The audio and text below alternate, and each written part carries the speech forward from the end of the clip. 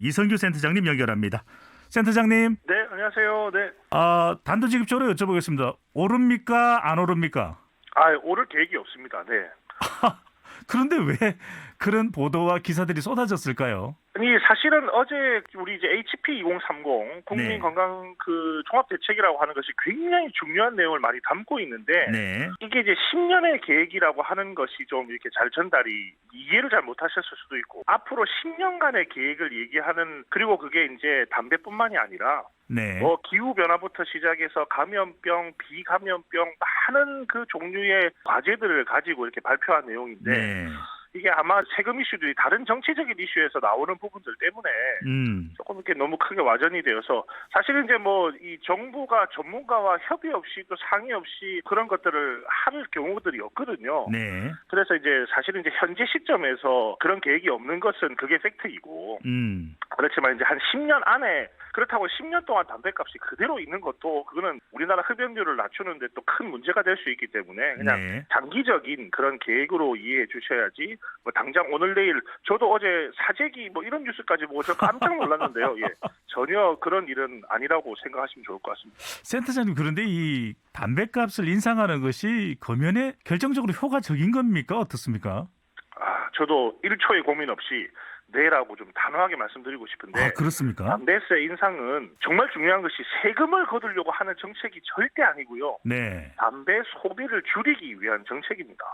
이게 이게 우리나라만 얘기하는 게 아니라 정말로 전 세계 모든 국가가 이미 하고 있는 정책이고 네.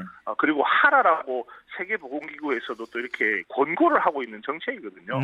그래서 제발 담배세 인상이 그냥 세금을 걷기 위한 정책이다라고 생각이 이런 오해들이 안 생겼으면 저는 전문가로서 너무 바라는 마음이고 네. 저희가 이제 통계적으로 제가 말씀드리면 담배 가격을 한 10% 이렇게 인상을 하면 네. 담배 소비가 4% 정도 감소하는 것으로 이게 연구가 잘 돼 있습니다. 이 학계에서는 더 이상 연구를 할 필요가 없다 할 정도로 과학적 근거들이 많이 쌓여 있는 주제라고 보시면 됩니다. 아니 근데 센터장님, 이게 금연 때문이라면 아예 값을 한갑에 한 3만 원, 4만 원, 5만 원 또는 담배 공장을 폐쇄하면 되는 거 아닌가요? 파격적으로 그렇게 말씀하시는 분도 계신데 네. 지금 이제 우리나라 남성 흡연율이 2018년도 데이터, 이제 19년도 데이터가 최근에 발표가 됐는데 네. 35.7%입니다. 그러면 이제 우리나라 흡연율이 아직까지는 좀 높은 편이에요. 남성 흡연율이.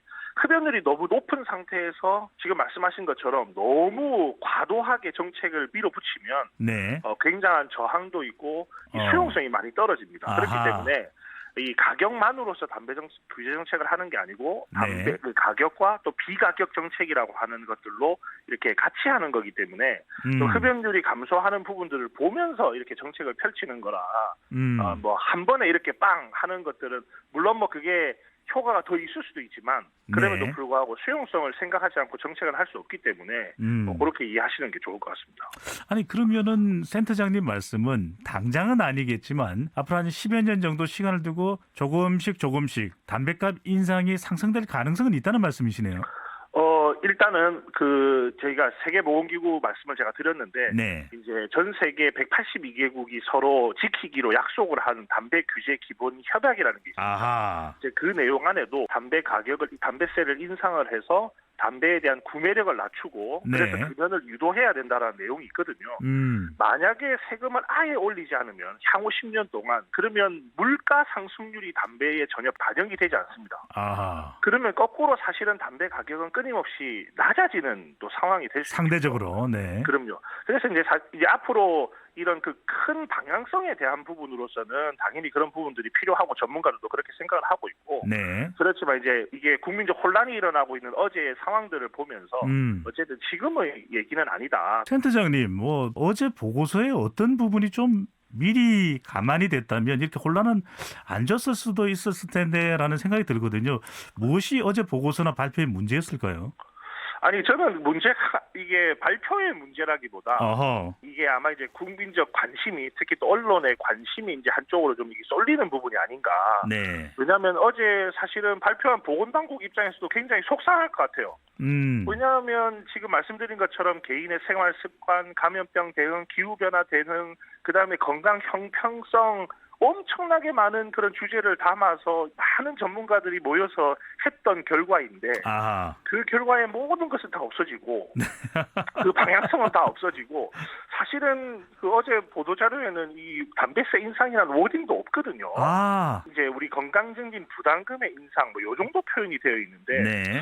이 내용이 이제 이렇게 막 퍼지는 것은 조금 뭐 저로서도 굉장히 당황스럽고 네. 조금 어제 그 발표의 원래의 취지대로 국민 건강 증진을 위해서 향후 10년 동안 우리 보건당국이 어떤 정책을 펼칠 것인가에 대한 부분을 좀 포괄적으로 봐주셨으면 어땠을까 그런 생각이 좀 들긴 합니다. 네. 자, 금연 관련해서 좀 이야기 나눠보겠습니다. 그만큼 또 흡연을 안 하면 건강해지는 것이고 또 주변 사람들에도 피해를 적게 가게 하는 것인데 어떤 경우가 사례가 있을까요? 이렇게 좀 금연에 성공하는 사례, 어떤 사례가 있을지 센터장님 소개를 좀 해주시죠. 일단은 저는 이제 코로나 시대를 우리가 살고 있고 또 올해도 아직 백신이 뭐 이제 곧 시작을 하겠지만 조금은 더 우리가 고생을 좀 해야 되는 상황이잖아요. 네. 특히 호흡기 감염병 중에 하나인 이 코로나 시대를 살아가면서 우리가 흡연하는 행위에 대해서는 조금 고민을 많이 하셔야 되지 않을까. 네. 이게 뭐 담배세와 관계없이 어쨌든 폐가 건강해야지만이 코로나에 걸려도 빨리 회복이 되실 수 있고. 그럼 흡연자의 경우에는 지금 코로나 관련해서도 좀 우려가 되겠네요. 그럼요. 지금 현재 나와 있는 과학적 연구들 결과들이 네. 코로나에 걸린 확진자들 중에서 흡연하신 경우와 하지 않은 경우가 비교가 되거든요. 흡연을 하신 경우에 1.9배 정도 네. 이 증상이 악화될 가능성이 높고 아주 최근에 또 굉장히 유명한 국제 저널에 발표된 논문은 흡연하는 경우에 코로나 사망 가능성도 2배가 올라간다 이렇게 돼 있습니다. 그래서 이 호흡기 감염병 시대에 어쨌든 이 폐에 대한 건강을 우리가 회복하고 또 폐의 건강을 지키기 위해서 담배가 굉장히 폐에 안 좋잖아요. 그렇죠. 이 흡연 행위에 대해서는 좀 이번 기회에 끊어야 되겠구나 하는 그런 강력한 의지와 그런 결심들이 사실은 그 동기가 생기지 않으면 금연 성공할 가능성은 낮아지기 때문에 조금 그런 부분에 염두를 하셔서 이번 기회에 끊어야 되겠다 이렇게 마음을 강하게 먹는 게 사실은 제일 중요하니까 또 그걸 강조드리고 싶네요. 네, 센터장님 짧게 금연을 좀 자기 의지가 충분히 발휘되지 않는 경우에는 어디에 좀 도움을 요청해 볼 수 있을까요? 지금 우리가 담배세 걷어서 그냥 딴 데 쓰는 거 아니고요. 흡연자들이 금연하실 수 있도록 법률 서비스를 많이 하고 있는데 제가 시간이 짧기 때문에 전화번호 하나만 알려드리고 마치겠습니다. 1544-9030 여기가 이제 금연 콜센터 번호입니다. 여기에 전화를 하시면 국가에서 제공하는 다양한 서비스를 안내를 받으실 수 있기 때문에 꼭 흡연하시는 분들은 이번 기회에 한번 시도해 보시면 어떨까 싶습니다. 담배값 인상과 상관없이 내 몸을 위해서 금연하시는 건 어떨까요?